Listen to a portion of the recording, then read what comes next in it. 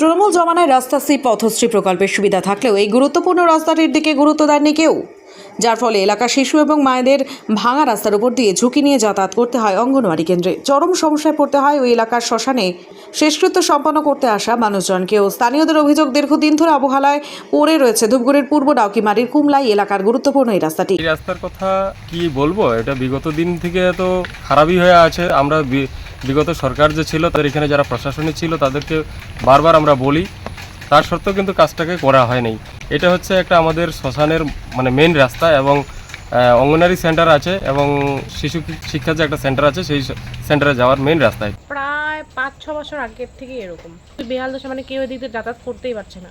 বিগত দিনে তো সরকার আগে আলাদা ছিল, সেটা তো আপনারাও জানেন। আমরা অনেকবার চেষ্টা করেছিলাম করার জন্য, কিন্তু তারা করতে দেয়নি বা ধরেনি। কুমলাই নদী ঘেঁষে কংক্রিটের ঢালাই করা পুরনো রাস্তাটি বেহাল দশায় পড়ে রয়েছে দীর্ঘদিন ধরে। এবার বর্ষায় আরও বিপজ্জনক হয়ে দাঁড়িয়েছে এই রাস্তা। কোথাও রাস্তা ভেঙে চলে গিয়েছে নদী গর্ভে, কোথাও আবার তৈরি হয়েছে বড় বড় গর্ত। প্রতিনিয়ত বিপজ্জনকভাবে প্রায় 200 মিটার এই রাস্তাটি দিয়ে চলাচল করছে এই গ্রামের মানুষ। এটা তো অনেক দিন ধরে এরকম, আমাদের যাতায়াতের মেন রাস্তা এটাই। আমাদের সমস্যা, আবার অনেকে যারা যাতায়াত করে তাদেরও সমস্যা। এই রাস্তাটা ওই যে শ্মশানে মানুষ নিয়ে আসে, সেন্টার সাব সেন্টার এদিক দিয়ে যাওয়া আসা করে। এটা কুমলাই ব্রিজ, কুমলাই নদী জায়গাটা হলো তোমার পূর্ব ডাউকিমারি। একটা বাইক নিয়ে যাবার পারে না, আমরা একটা বাইক বার করি পারি না বাড়ি থেকে গিয়া। এখন যদি মনে করি এই ওইটুক ভাঙিয়েছে, ওইটুক ভাঙিলেই না গেল। দীর্ঘদিন থেকে নামতাম ডাউকিমারি খট্টিমারি এই রাস্তা দিয়ে হাঁটা করে। সেন্টার তো সাব সেন্টার যে এই জায়গায়।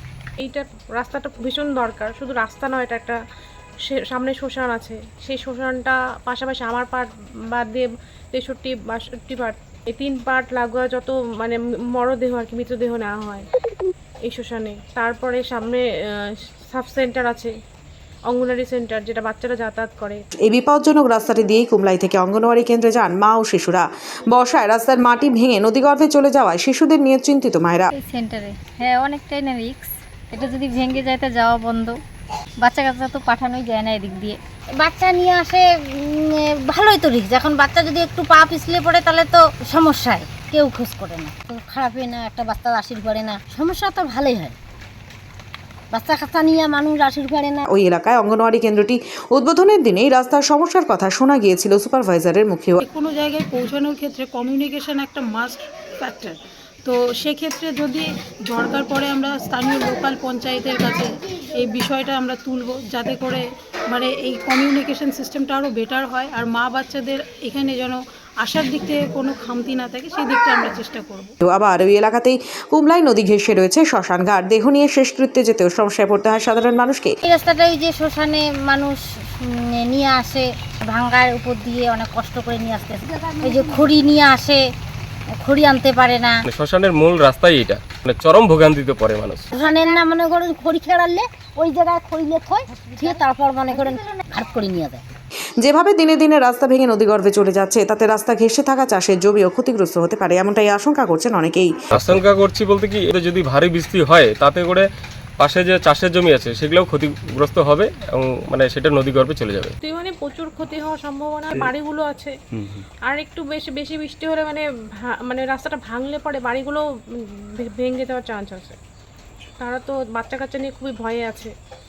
আমরাও দেখেছি, মাঝে মাঝে দেখে যাচ্ছি, খুবই অবস্থা খারাপ। ওদের দেখে আমাদেরই খারাপ লাগছে। পূর্ব ডাউকিমারির 15-61 নম্বর বুথ এলাকায় পড়েছে এই রাস্তা। এই নির্বাচন এলে ভোট কেন্দ্র এই রাস্তা ধরেই ভোট দিতে যান 61 নম্বর বুথের বিস্তীর্ণ এলাকার ভোটাররা। তাছাড়া আমার যে বুথের ভোটাররা, এটাই হচ্ছে মেন রাস্তা। তাছাড়া এই প্রচুর এলাকাবাসী লোকজন আছে, তারা এদিক দিয়ে যাতায়াত করতো।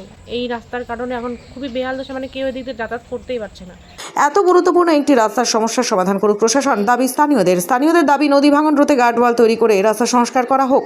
নতুন সরকারের কাছে এমনটাই আশা রেখেছেন ওই এলাকার সাধারণ মানুষ। আমরা চাই রাস্তাটা যাতে ভালো করে গার্ডওয়াল হয়ে মনে করো যে পিচ ঢালাই হোক, এটাই চাই। শিফট আসে দিয়ে বান হয়ে যাক, রাস্তাটা তৈরি হোক। পিঙ্কি বলে নতুন করে আস্তার আছে, আস্তারা আমার গার্ডওয়াল লাগে, ওই আস্তাটাই আমাকে লাগে সাবিত্রীশীল। সরকার বদল হওয়ার সাথে সাথে আমরা এমএলএকে জানিয়েছি এবং আমাদের যে লোকাল প্রশাসন তাকেও জানিয়েছি। তারা বলছে আমরা শীঘ্রই এটার ব্যবস্থা নেব। সনৎ কুমার দাস, পূর্ব ডকুমারি 1561 পার্ট।